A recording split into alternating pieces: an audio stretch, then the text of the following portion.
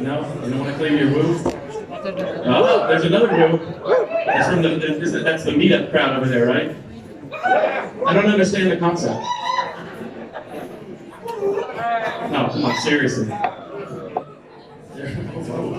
didn't say who's the siren. Who wants to be an ambulance? All right. Everyone feeling good? There we go. There you are. There we go. I was talking to some of the comedians during the break, and we were talking about names. And I teach English. That's what I do when I'm not doing this. And there was an evaluation. One of the other evaluators was coming to watch my class, and she was American, another American in Brussels. Are there any other Americans here tonight? Woo! Really? All right. Hi. Maybe one, maybe two. Last night they were all in the front. Tonight they're all in the back. Okay. But the name. How many French speakers are here? All of So the name Moïse. Moïse. And in English, what is it? Moses. Right.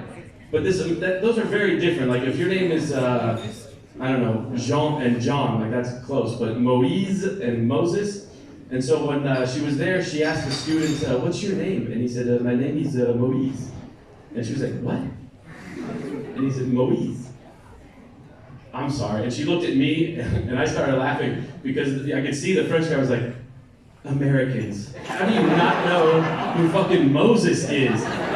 You don't know Moses? And then I told her afterwards, she was totally confused. Like, no, it's Moïse, is Moses. Oh, that's why he thought I was an idiot. No, it's because you're American. Don't laugh at that. You are hurting their feelings. I'm used to it. But then the other thing, I'm going to test you guys again. Pop culture, like I said, I know a lot of useless pop culture stuff. Does anyone know who James Spader is? 2 people. This is going to go really well. So, when Yannick was talking about that emo hair, that beautiful hair that emos have, in the 80s, this guy James Spader was so beautiful, had this beautiful blonde hair, and now he's the guy from Blacklist. Yeah, he's like really going bald, he's bloated, and it's so sad. Why are all the people that care so much about their hair, why are they the ones that go bald? That just seems so cruel. It's so cruel. And the other night I was doing a show, and one of the comedians said that the only reason that adult males wear hats or beanies is to hide their baldness. Well, yeah, exactly. I don't give a shit about my hair, which is why it's like growing just fine, you know? And the other comedian was wearing a beanie, and he was going bald. And he came up to me after the show, and he's like, can you believe what that guy said? I was like, yeah, it's crazy, right? And then I kind of did that, so that he's like, oh my gosh, you have a beautiful hairline. And it was like someone saying that they love you when... I was like, yeah, I can tell you where you get some more beanies. That's not all I can do for you, but good luck with the hair thing. Yeah, so. And then there was one other thing that I wanted to mention. Oh yeah, that one was not as funny as I thought. When I'm looking at you guys, I'm like, and I don't even have the beer in my hand. So I was gonna say, anyone got Delta? That's not a Delta. Come on. It should. Does anybody have Delta? Because it's like the Corona. Like a good joke, right? There it is. That's how they pour them here. I'd like 7 of Delta. Obviously not. All right. Well, now that I've got you guys nice and warm, woo, that I've killed the mood. We have 3 more comedians. Just as funny as the first 3. You guys enjoyed the first half, right? Right, we did. Get off the stage. Get with the next guy. All right, but keep that energy going, because the next comedian, I know it sounds like I'm making this up, also a friend of mine, very funny. So give a nice round of applause. Let me hear you guys the show up the second half. More energy. Here we go for Sean.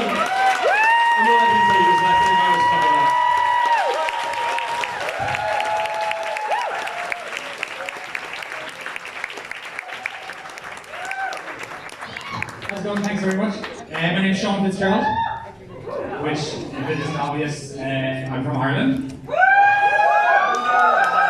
So, thank you very much. So, 4 people in the room know where it is. That's awesome. They're very enthusiastic about it. For the rest of you, you obviously know where Europe is. You're all in it. Europe is the small continent off the east coast of Ireland. So yeah, I am Irish, which means that about 40% of the room are thinking right now, this guy's pretty drunk. The other 40% you do not believe in racial stereotypes, so well done to you. And the last 40% are thinking, this guy has no idea how percentages work. Well, what you might not realise, given my name, is that I was actually born and raised in Germany. So, no booze for Germany. Which is why I opened with the Irish part. But yeah, so being Irish and German is an interesting mix. You know, it's you get a personality blend out of it. You know, the German part of me always wants everything done perfectly. Everything has to be done correctly. You follow the rules. You do it correct. It must be efficient. It must be right. It must be absolute. And the Irish part is like, I know, but like we can get a beer first, right? There are some advantages as well. The cool thing about having 2 nationalities is in different situations you can lean into the nationality that suits the situation. You know, whenever we're discussing the World Cup, ich bin Deutschland. Very German during the World Cup. Then people start talking about world history. Ooh, how's it going, right? And yeah, you know, it did lead to some interesting decisions in my life. Moving to Belgium was one of them, where nothing gets done right. And we're fucking luck getting it done tomorrow. You know, I lived outside this country for 36 years. And in those 36 years, I think I went to a police station once to report an issue with local problems. I've been in Belgium 2 years, and I've been to the police station so many times now that my last visit there, they offered me one of those loyalty points, reward systems.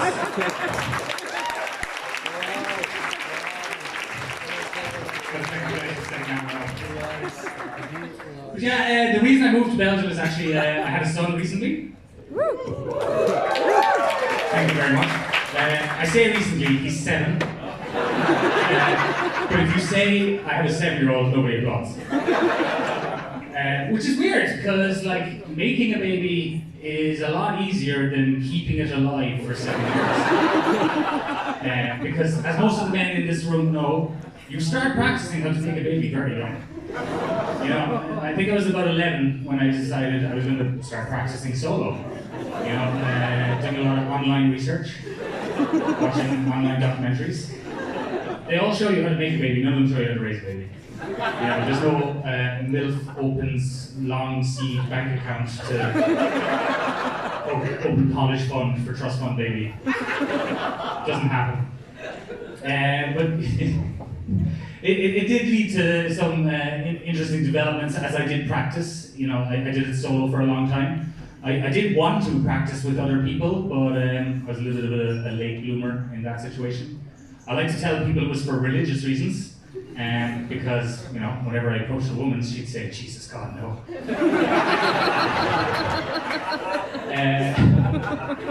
But, you know, it worked out in the end because I have a kid, and, you know, having a kid is great because, you know, number 1 reason, physical proof you've had sex. So, you know, you walk up, where's your God now? And also having the child made me, you know, I made me think about parenting. Obviously, it's something I had to adapt to, and made me think about my own relationship with my parents. Had a bit of a tenuous relationship there, and you know, I told my parents I wanted to be a stand-up comic, and they laughed at me, which is probably the most supportive thing they've ever done. And you know, the greatest gift they ever gave me was a genetic disposition to alcohol tolerance. And enough childhood trauma to be a comedian. So that was pretty cool. Yeah, like, you know, looking back, I remember my mom used to cut onions on purpose in front of me just to make me cry. Which you know, it's upsetting enough when you hear it, but at the time it was way more traumatic because it reminded me that she always thought Onions was a really stupid name for a puppy.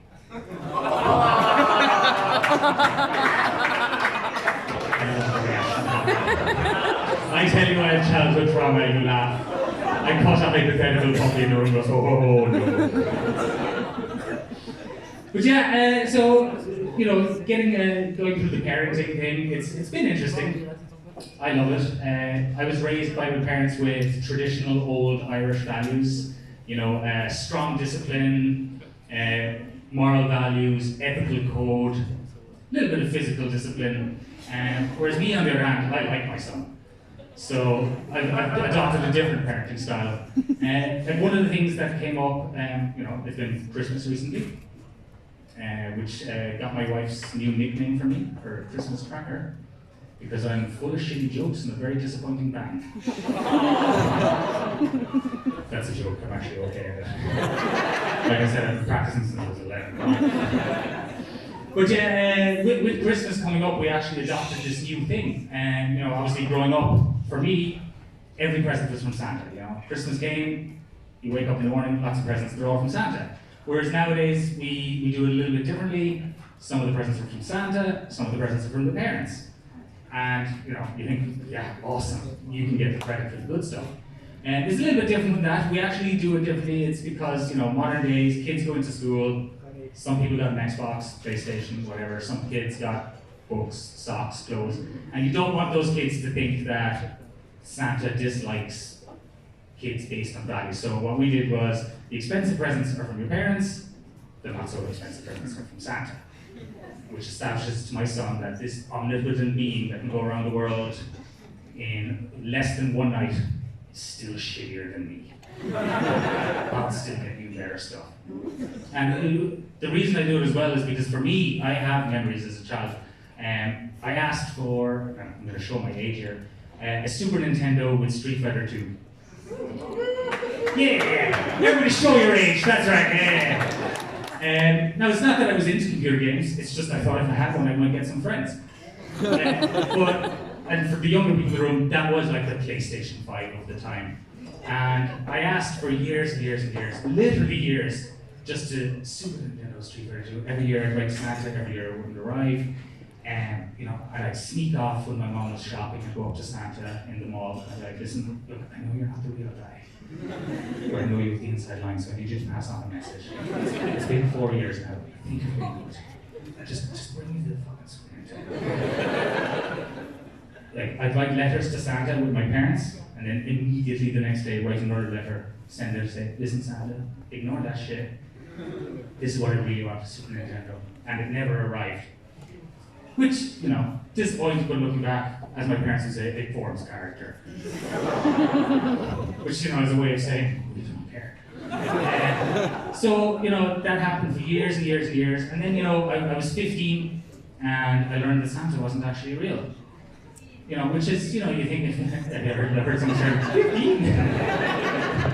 I was a gullible child, and I believed in the magic. But you know, you've been, years and years, and you find out Santa isn't real, and you know, for most kids, that's pretty disappointing to find out that Santa isn't real. For me, it wasn't. It was a godsend, because I just realized it wasn't Santa who hated me. It was just my parents.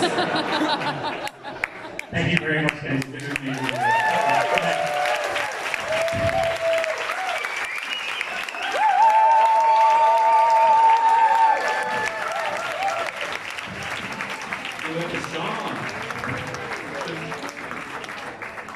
Sean was talking about how he had a kid recently, 7 years ago. I have a 2.5, 6 month old.